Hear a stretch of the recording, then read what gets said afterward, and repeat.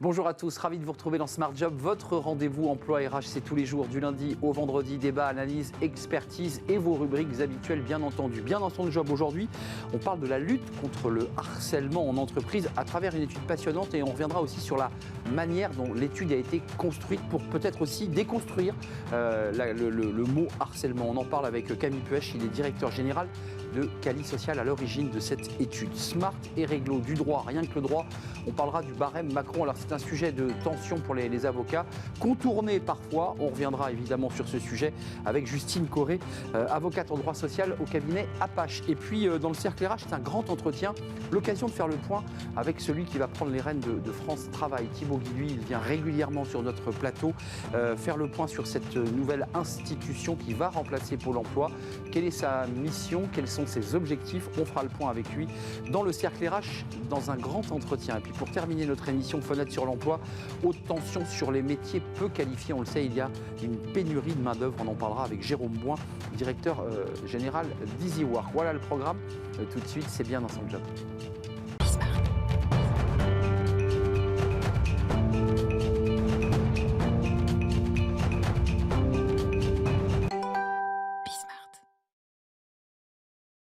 Bien dans son job, on parle régulièrement dans l'actualité mainstream du harcèlement et du harcèlement au travail. Qu'est-ce que c'est exactement? On va en parler avec Camille Puech. Bonjour Camille, vous êtes directeur général de Cali Social. D'abord quelques mots sur Cali Social pour venir à votre étude dont je disais qu'elle était passionnante. Dans sa méthodologie, Cali Social, c'est quoi? Nous, notre métier, c'est d'accompagner, d'aider les organisations à prendre soin des salariés. Donc, on a 600 organisations clientes, ça doit représenter à peu près 1 million de salariés et d'agents en France. Et on est sur une approche globale et on traite depuis des années des situations de harcèlement. On a beaucoup plus de signalements en ce moment. Et du coup, on a demandé à nous, ça a été notre premier constat. On a multiplié par 5 les signalements de harcèlement depuis 2020, depuis la crise de la Covid. Et c'est ce qui nous a poussé à un moment à travailler sur une étude construite pour comprendre le phénomène, savoir où on en était et qu'est-ce qui provoquait cela. Alors, baromètre auprès des salariés sur le harcèlement au travail, à première vue, c'est une étude classique, mais pas du tout. Ce qui est très intéressant, c'est qu'il y a évidemment des cas de harcèlement avérés.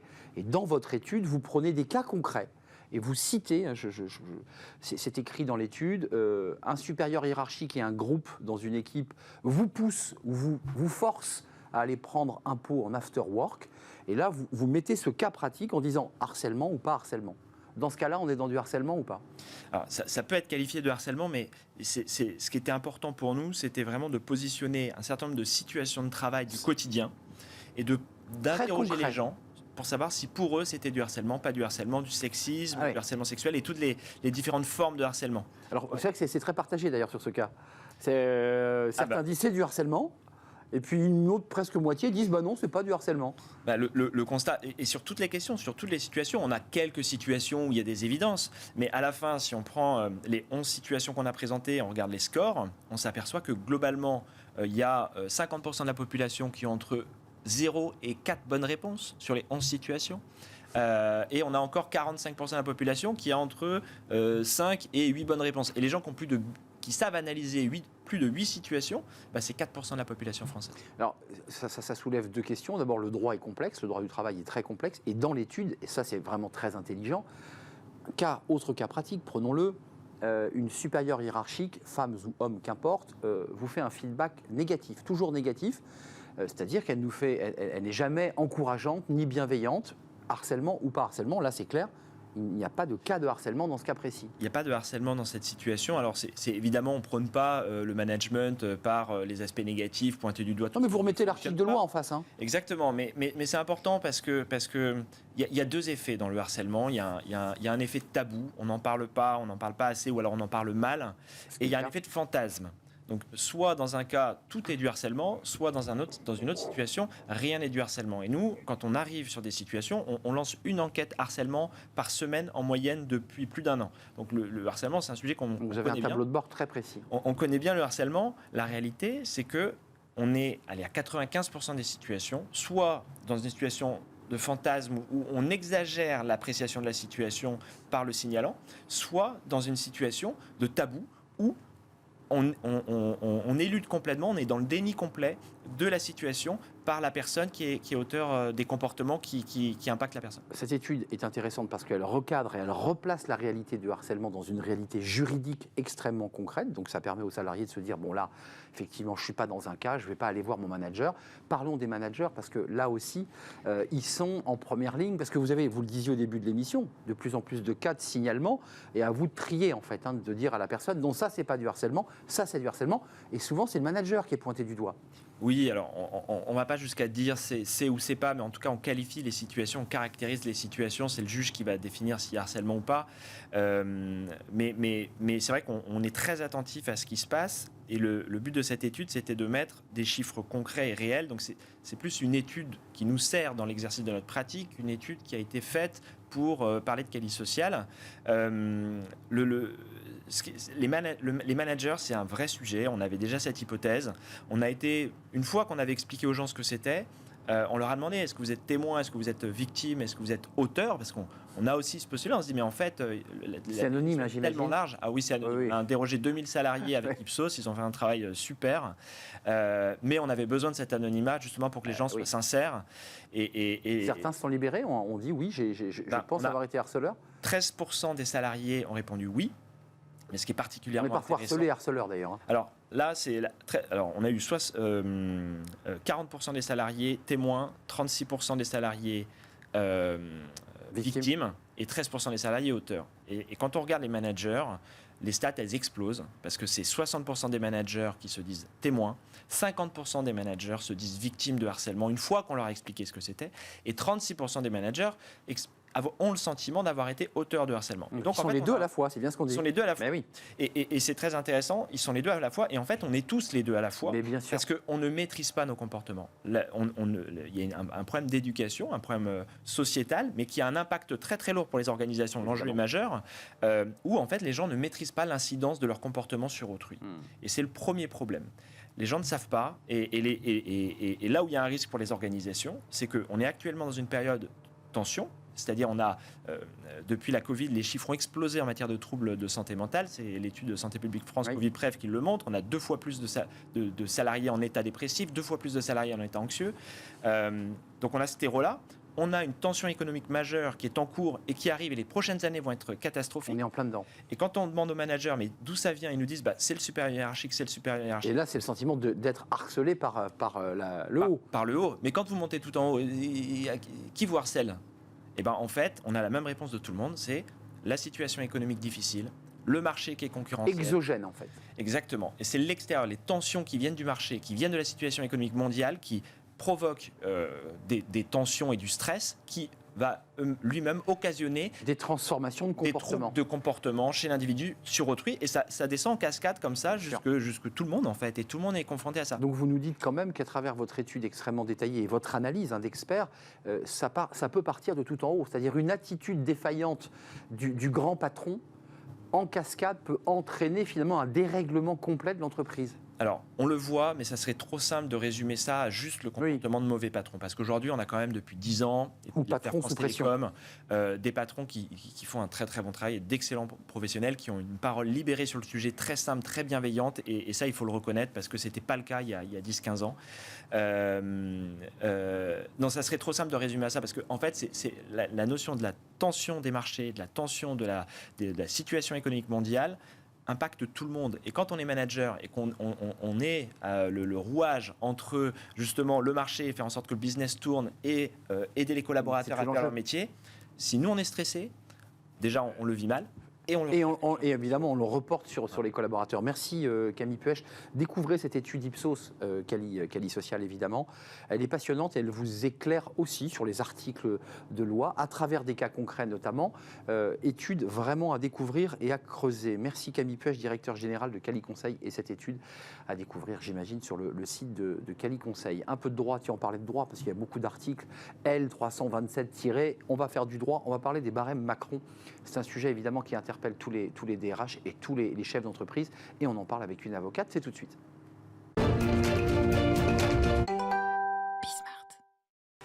Smart et réglo, le droit, rien que le droit, avec les barèmes Macron. C'est un sujet dont on a déjà parlé, mais c'est un sujet évidemment qui anime la communauté juridique. Et puis évidemment les décideurs, les chefs d'entreprise, les DRH qui suivent ça de très très près. On en parle avec Justine Corré. Bonjour Justine, avocate spécialisée en droit du travail et en droit social, associée au cabinet AIH. Merci d'être là. Commençons par le début. Les barèmes Macron, le barème Macron, à l'époque, pour se resituer, ça avait été une des promesse de campagne du candidat Macron en 2017. C'était quoi l'esprit du barème ? Alors, l'esprit du barème, c'était de rationaliser un petit peu les montants des indemnisations prononcées en cas de licenciement abusif par les juges. Un code, quoi, qui fixait des règles. Un code, un montant minimal, un montant maximal, pour éviter les trop grandes disparités qu'on pouvait constater dans les différentes juridictions. Faut quand même préciser le cadre précis. Ça concernait des salariés qui étaient reconnus, d'un licenciement reconnu sans cause réelle et sérieuse. On est bien d'accord ? Absolument. C'est ça le cadre. Absolument. Le cadre du barème Macron, ça s'applique déjà exclusivement dans le cadre d'un litige, quand un juge considère qu'un licenciement est abusif et qu'il doit se prononcer sur la réparation devant être allouée aux salariés. Et dès lors, le barème Macron fixe un montant minimum et un montant maximum en fonction de l'ancienneté du salarié, en nombre de mois de salaire. Parce que vous qui plaidez dans les chambres prud'homales, en fonction de la chambre où on était, Créteil, Versailles ou je ne sais où, on avait des variations qui pouvaient aller du simple au double. Exactement. C'était ça l'intérêt du barème Macron. Absolument. À ancienneté égale, on pouvait avoir un salarié de 30 ans d'ancienneté qui obtenait 12 mois ou 28 mois dans une autre cour. Donc, ce qui permettait de recadrer. Simplement, patatras, évidemment, certains ont décidé d'en faire qu'à leur tête, puisque ce barème a été contesté par certaines cours et qui a créé de la jurisprudence. Absolument. Une jurisprudence très divisée d'ailleurs, puisque certaines cours considéraient que ce barème les empêchait, les dépossédait même de leur pouvoir d'appréciation du préjudice. Elles considéraient qu'on ne pouvait pas réparer le préjudice parce que le barème plafonnait les dommages et intérêts. D'autres considéraient qu'au contraire, c'était parfaitement conforme et qu'on pouvait l'appliquer. Et d'autres, enfin, considéraient qu'il n'était pas conforme à la norme internationale et à la norme européenne. Donc ça a beaucoup divisé. Mais la Cour de cassation a mis fin au feuilleton. La Cour de casse met fin au feuilleton. C'était un long feuilleton d'ailleurs. Oui. Qu'est-ce qu'elle dit, la Cour de casse, pour trancher dans ce débat ? Parce que la réalité, quand même, sur le fond, c'est que les juges estimaient qu'on les dépossédait d'un pouvoir de décision. Absolument. La Cour de cassation, elle est venue dire, donc assez récemment, elle a tranché le débat le 11 mai dernier dans 2 arrêts qu'elle a rendus le 11 mai 2022. Elle est venue dire... C'est conforme à la norme internationale et à la norme européenne parce que ça permet une juste indemnisation du préjudice. Le juge n'est pas dépossédé de son pouvoir. Il est encadré par une fourchette, mais il apprécie la situation concrète au regard de cette fourchette. Et elle est venue dire, désormais, ça s'impose à tout le monde. Conseil de prud'homme, cour d'appel, c'est validé et on ne peut plus y déroger. Donc ça veut dire que plus personne, depuis ces arrêts de la Cour de casse, qui est l'institution la plus importante, plus personne n'a remis en question ces barèmes ? Alors, plus dans personne. Votre expérience, parce que je vois sourire. D'un point de vue strictement judiciaire, non, plus personne ne remet en cause. Les cours d'appel l'appliquent, tout le monde s'est mis au pas. Donc tout le monde est en ligne ? Oui, tout le monde est en ligne. Mais il y a encore quelques récalcitrants qui continuent de soutenir que ça n'est pas conforme. Et notamment, très récemment, la NUPES qui a déposé un projet de loi au terme duquel elle demande à ce qu'on revienne à la situation antérieure, donc à ce qu'on abroge le barème, à ce qu'on revienne au fameux 6 mois minimum qui était applicable avant. Vous, vos clients s'y retrouvent ou pas ? Parce que c'était la réalité dont on entendait des chefs d'entreprise qui disaient « mais moi je ne peux plus embaucher parce que quand je veux licencier, je ne sais pas combien je vais avoir à payer ». Ils s'y retrouvent ou pas ? Alors, ils s'y retrouvent parfaitement et plus que ça, ça a apporté une flexibilité et une sécurité juridique qu'ils n'avaient pas avant. Ça leur permet d'anticiper une situation, ça leur permet d'anticiper un risque financier et en ce sens, le barème a sécurisé, rationalisé et renforcé l'équité entre les salariés. Merci beaucoup Justine Corré. Vous êtes une praticienne, donc vous êtes et vous plaidez dans ces cours et vous dites finalement qu'à un cas, ces barèmes Macron sont entrés doucement dans les mœurs, même si d'une manière exogène, un parti politique leur met en question. Mais vous confirmez bien qu'aujourd'hui, vos collègues et tout le monde respecte la règle. Tout le monde respecte la règle, absolument. Merci d'être venu nous rendre visite. Cabinet AIH, associé au cabinet AIH, spécialiste en droit social et en droit du travail. On fait une courte pause. Tiens, on va parler de l'emploi. C'est intéressant, on parlait des demandeurs d'emploi, des licenciements abusifs ou pas d'ailleurs. On va accueillir celui qui va prendre les rênes de France Travail. Il est le haut-commissaire à l'emploi et aux entreprises et il fait un tour de France justement pour préparer cette réforme. C'est un chantier, un énorme chantier, puisqu'il sera question de remplacer Pôle emploi pour créer France Travail. Et on accueille juste après la pause Thibaut Guilluy.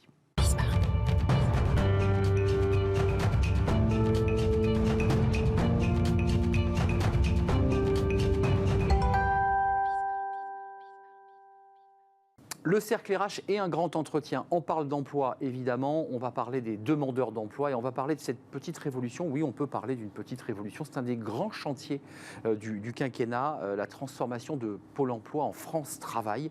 Et on accueille Thibaut Guilluy. Bonjour Thibaut, merci d'être là. Je dis merci d'être là parce que vous êtes le haut-commissaire à l'emploi et à l'engagement des entreprises. Puis en même temps, vous avez une double mission pendant presque 6 mois. Et ce qui vous a été confié d'ailleurs par le ministre du Travail, une mission de Tour de France pour rencontrer tous les parties prenantes dans l'idée de transformer Pôle emploi vers France Travail. D'abord, ça doit être très fatigant parce que je vous vois bouger partout, rencontrer tout le monde. Juste pour nous resituer la feuille de route qui vous a été confiée, c'est quoi l'esprit ? Qu'est-ce qui vous a été confié ? On va doucement oublier la marque Pôle emploi pour créer France Travail. C'est quoi l'esprit ? L'esprit, c'est pas vraiment un changement de marque. Même si c'est la résultante. Dans les dernières années, on a vu le chômage qui a quand même fortement baissé. On est maintenant à 7,5%. Et pourtant, on a beaucoup d'entreprises, des petites comme les plus grandes, dans tous les secteurs, dans tous les territoires, qui ont des difficultés de recrutement. Et de l'autre côté, des personnes qui ont du potentiel, qui ont des talents, mais qui aujourd'hui se retrouvent sans emploi, certains depuis parfois aussi très longtemps. L'objectif de France Travail, c'est bien sûr la transformation de Pôle emploi, mais au-delà de Pôle emploi, c'est en fait organiser l'équipe de France de l'inclusion, de la formation, de l'emploi. Avec tous les acteurs. Avec tous les acteurs. Les régions, les départements, les villes, l'ensemble des opérateurs, et faire en sorte que ce qui aujourd'hui ressemble parfois à une jungle dans laquelle le demandeur d'emploi ou le patron de la TPE ou de la PME peut se perdre, eh bien...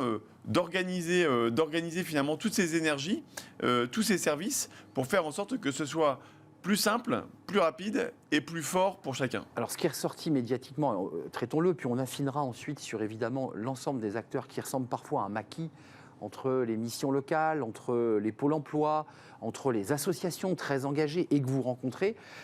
L'idée, c'est quoi ? C'est de créer un guichet unique à la fois en présentiel, où on pourrait aller donc réclamer ses droits, pouvoir être accompagné, mais aussi en numérique. C'est ça l'idée ? Oui, alors... C'est pas vraiment un guichet unique, parce que les gens pourraient penser que derrière un guichet unique, il y a un opérateur unique. Et que finalement, au lieu d'avoir une biodiversité d'acteurs, on en ferait un immense qui réglerait tous les problèmes. Ça, je n'y crois pas, et le ministre Olivier Dussopt non plus.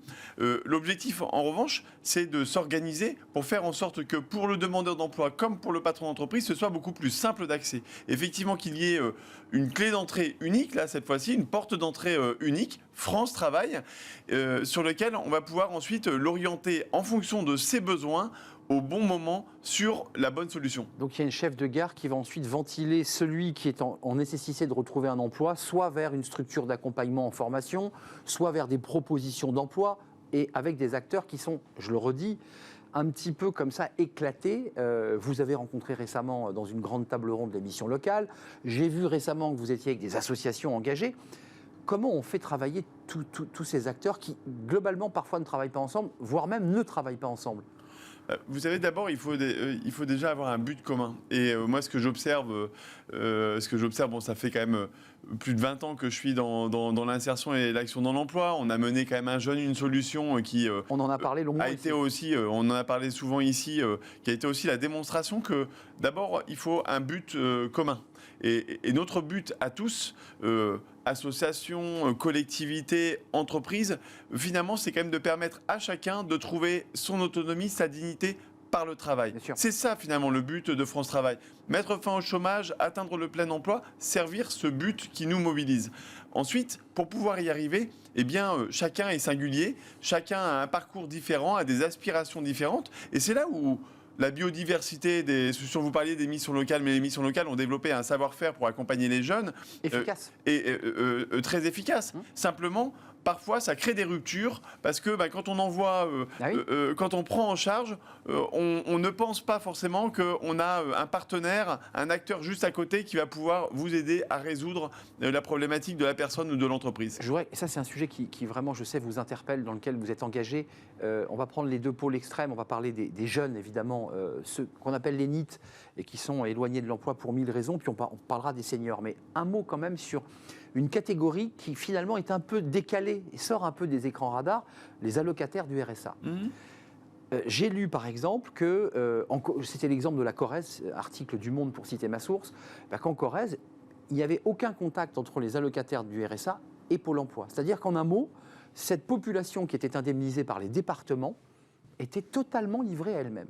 Est-ce que sur ce point-là, vous dites qu'il y a un énorme travail à faire ? C'est exactement l'esprit de France Travail pour les bénéficiaires du RSA, comme finalement pour toutes les personnes sans emploi sur le territoire.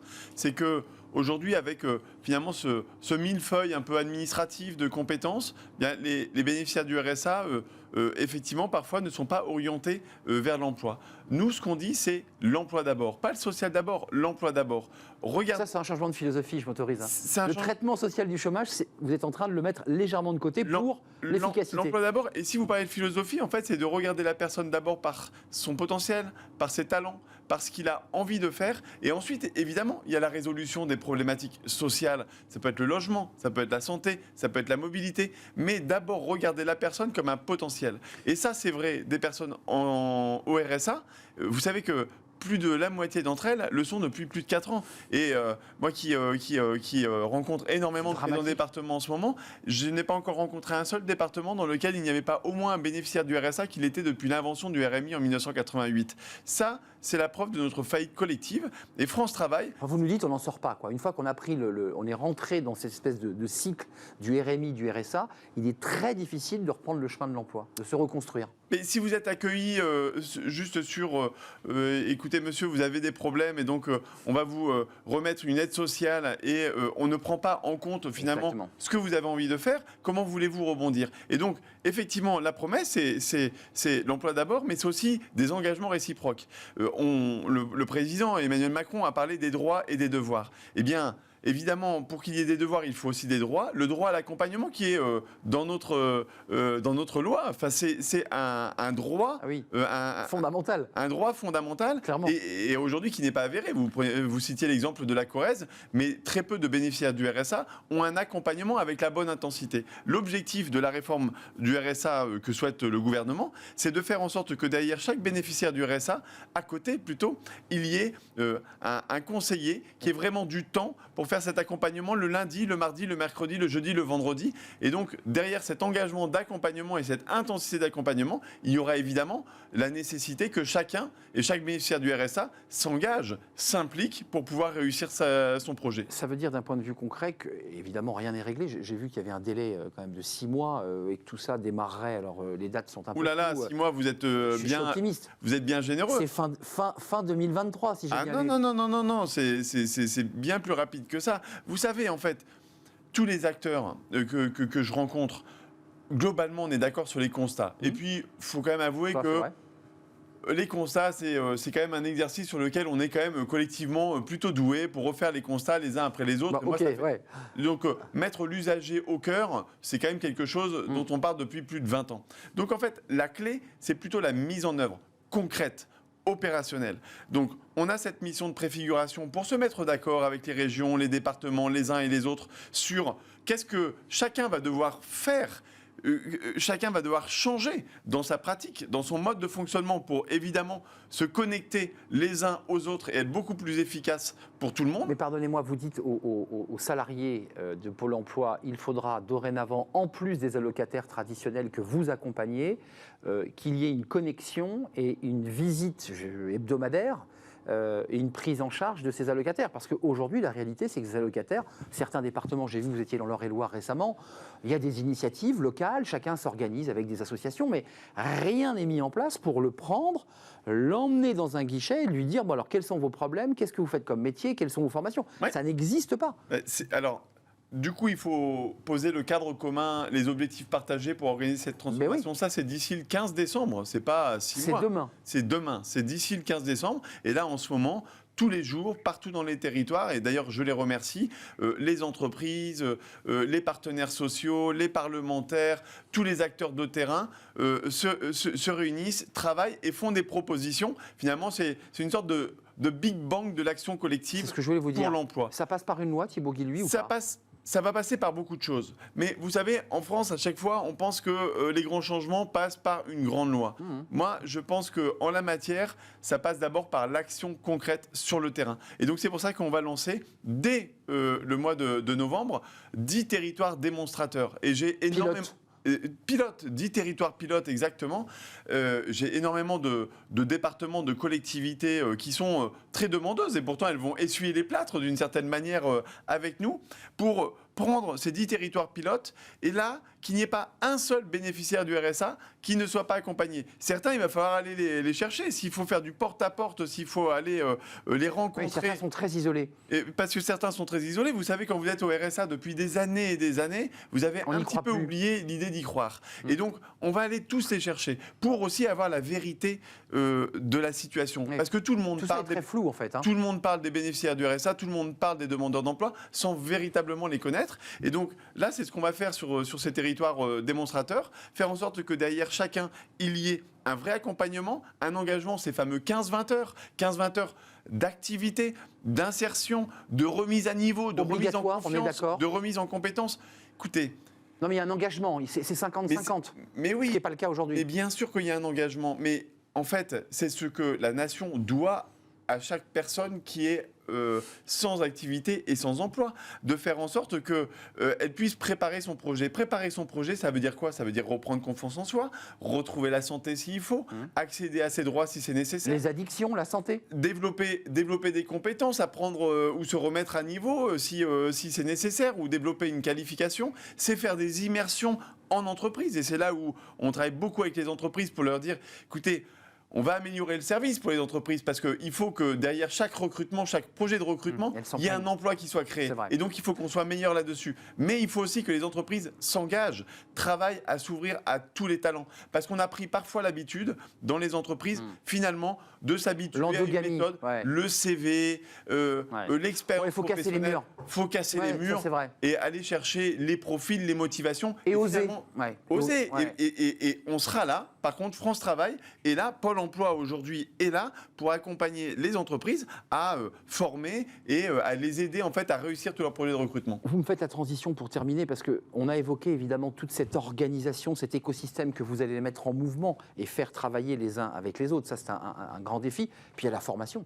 L'entreprise vous dit, moi j'ai des salariés qui me sont envoyés par Pôle emploi et qui ne sont pas formés et qui n'ont pas la compétence. Donc on a des entreprises qui cherchent des compétences et on a des salariés qui cherchent un emploi, enfin des demandeurs d'emploi, qui attendent parce qu'ils n'ont pas la compétence. Comment on recrée ça, ce contact? Mais la formation, c'est un enjeu clé que porte très fortement Olivier Dussopt.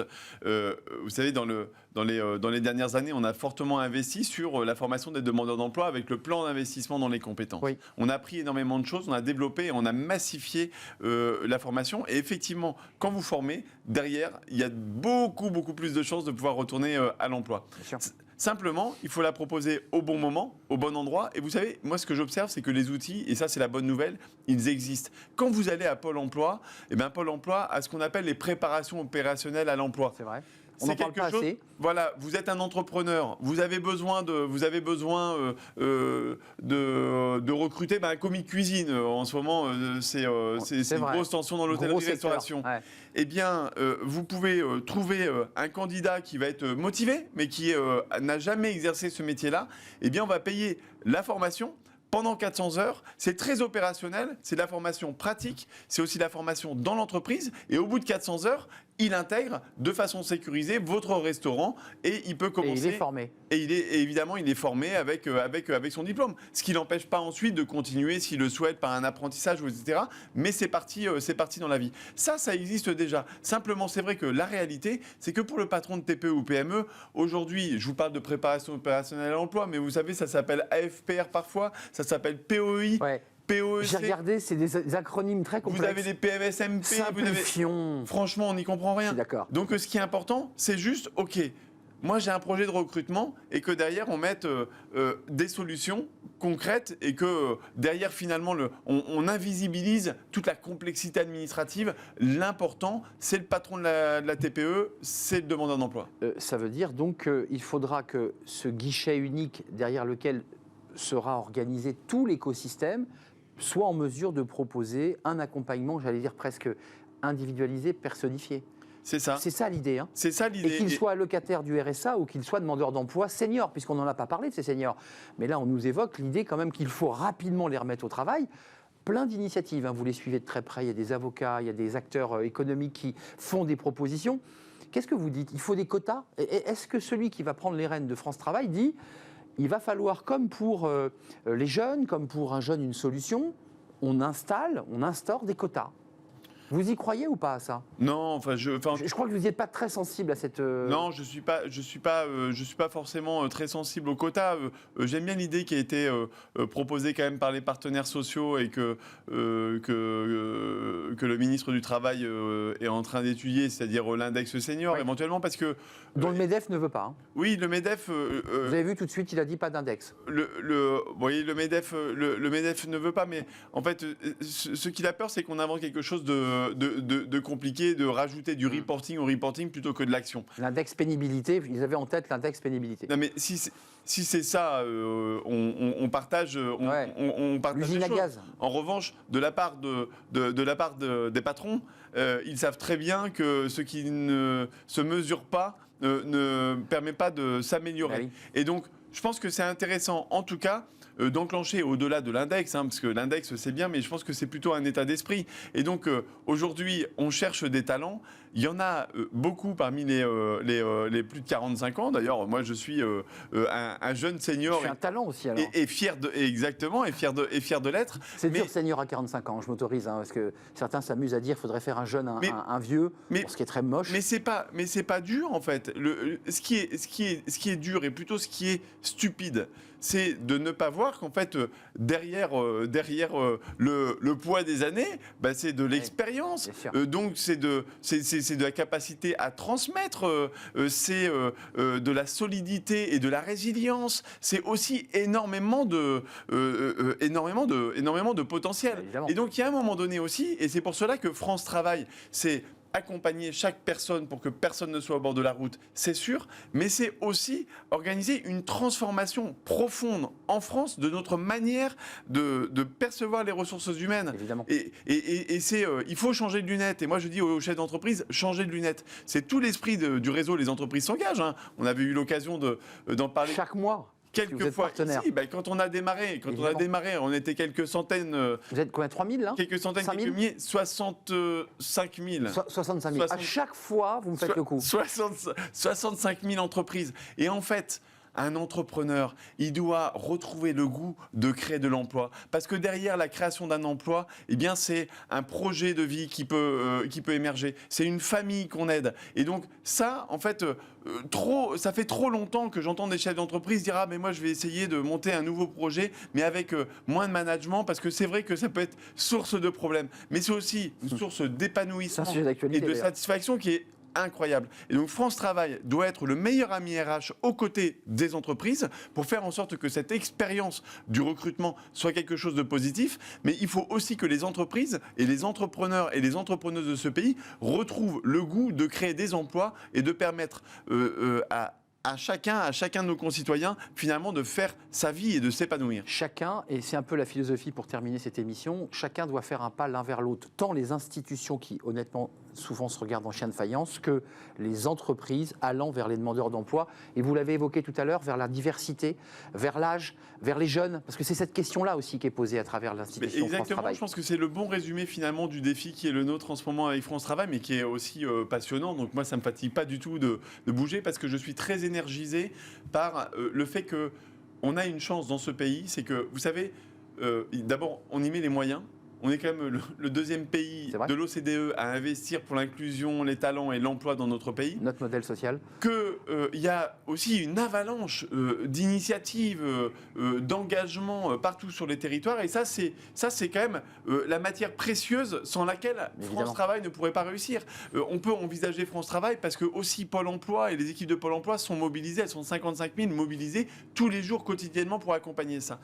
On a ça, maintenant il faut que chacun fasse un pas de côté et surtout, vous voyez, j'échange beaucoup avec les présidents de région, avec les présidents de département, avec les collectivités et je sens que tout le monde est convaincu qu'effectivement, il ne faut plus chercher à se dire « Ok, c'est quoi mon périmètre c'est quoi ma place ?» C'est plus ça le jeu. C'est en quoi je vais contribuer à cette équipe de France pour faire réussir chacun dans ce pays. Et si on réussit à cultiver cet esprit-là en confiance, avec un pilotage finalement au résultat, qui permet de la confiance a priori, eh bien je pense qu'on aura fait un bon pas tous ensemble pour le pays. Thibaut Guy, lui, le manager en chef de France Travail, parce qu'il y a aussi un esprit très manager dans ce que vous évoquez, c'est tous ensemble pour gagner évidemment le défi de l'emploi. Merci, c'était un vrai plaisir de vous accueillir. Je vous laisse repartir parce que je sais que votre emploi du temps est un emploi du temps très dense et vous allez partir à la rencontre. C'est quoi votre prochain événement, la prochaine rencontre? Ouais, et là je vais aller voir tous les acteurs au mondial de l'automobile.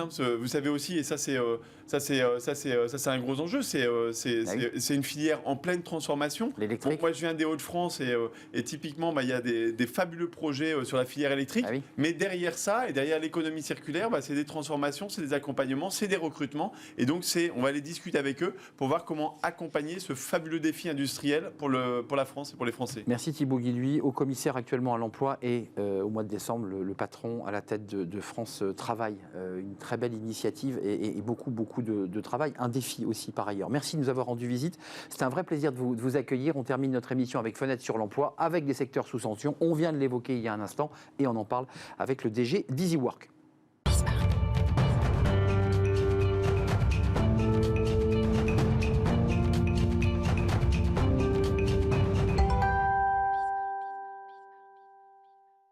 Fenêtre sur l'emploi, rien que l'emploi et des pénuries dans certains secteurs qui sont importantes. On en parle avec Jérôme Bouin. Bonjour Jérôme. Bonjour. Ravi de vous accueillir. Vous êtes le directeur général d'EasyWork. D'abord quelques mots parce que vous êtes par ailleurs un spécialiste de l'intérim et de tous ces sujets. Vous connaissez parfaitement bien ce marché. EasyWork, c'est quoi? EasyWork, ça a pour vocation de transformer le monde de l'intérim.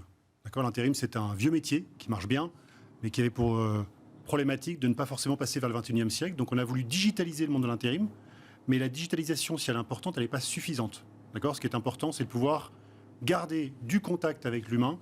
L'emploi, comme vous le dites, c'est compliqué. Et si les gens sont tout à fait capables d'aller sur une application, ils ont besoin d'humains. Donc on a créé un modèle d'entrepreneurs. Hybridé. Exactement. D'entrepreneurs de l'intérim. Donc c'est les entrepreneurs sur le terrain qui s'appuient sur notre technologie et qui sont en revanche au contact du candidat et du client. C'est-à-dire que vous vous implémentez sur des réseaux d'entreprises intérim traditionnelles qui utilisent votre service? Non, ou vous êtes totalement autonome? On est complètement autonome. D'accord. Notre objectif, c'est d'avoir finalement créé cette communauté des entrepreneurs de l'intérim qui vont à la fois utiliser la simplicité, l'efficacité, la rapidité des outils, mais qui vont, eux, avoir le contact sur le terrain. Alors Jérôme, quand même, là, de votre fenêtre, et Dieu sait si vous êtes vraiment aux premières loges, oui. Il y a des secteurs qui sont extrêmement sous tension, hôtellerie, restauration, dans le transport, dans l'aide à la personne. Qu'est-ce qu'on pourrait faire? Qu'est-ce qu'on pourrait inventer? Et qu'est-ce qu'EasyWork pourrait faire pour essayer de créer une relation entre l'offre et la demande? Là, aujourd'hui, on voit des patrons qui disent « je ne trouve pas, personne ne vient quand je lance une annonce ». Alors, il y a énormément de métiers sous tension. Il y a aussi une inadéquation entre l'offre et la demande. Donc, ce n'est pas forcément qu'il n'y a plus de candidats, c'est que les candidats doivent soit monter en compétences. On l'évoquait il y a un instant. Voilà, exactement. Donc, c'est cette grande capacité à monter en compétences les candidats, à faire en sorte que, via la formation, via la bonne compréhension, d'accord, de leurs forces, mais aussi de leurs faiblesses, comment est-ce qu'on peut les rendre finalement employables sur des bassins d'emploi qui crient au secours? On est bien d'accord. Et les bassins, ce n'est pas les grandes villes, c'est partout. Non, c'est partout. C'est l'ensemble des métropoles françaises et des bassins d'emploi d'ailleurs plus centrés. Mais ça veut dire que vous, qui faites l'intermédiaire et qui proposez des contrats, oui, tout à fait. Vous n'allez pas résoudre le problème de la compétence et des formations. C'est-à-dire que vous avez face à vous des gens qui parfois sont un peu justes. Comment vous faites là? Comment on fait le joint en disant au patron prends-le, essaie-le, forme-le? Je pense que là-dessus, il y a un point très important. C'est que tout passe par de l'éducation. D'accord, il faut certes éduquer les candidats, c'est tout le monde de la formation dont on parlait juste avant, mais il faut aussi éduquer la personne qui emploie. Le patron dont vous parlez, l'employeur. Et oui. Bien d'accord? Et oui. Et donc, il faut arrêter de voir que moi, je cherche la personne qui sait déjà le faire, moi, je cherche quelqu'un qui a le CV qui va bien. Ça, il ne trouvera pas. Ou ça va être très compliqué. Ou alors, malheureusement, il faudra attendre qu'il y ait plus de chômeurs, qu'il y ait plus de personnes sur le marché de l'emploi. Et donc, je pense que ce qui est très important, c'est de changer du savoir-faire vers un savoir-être. D'accord? Et ce savoir-être, comment peut-on le travailler si on n'est que digital? C'est pas possible. Et c'est pour ça qu'il c'est trop froid. Exactement.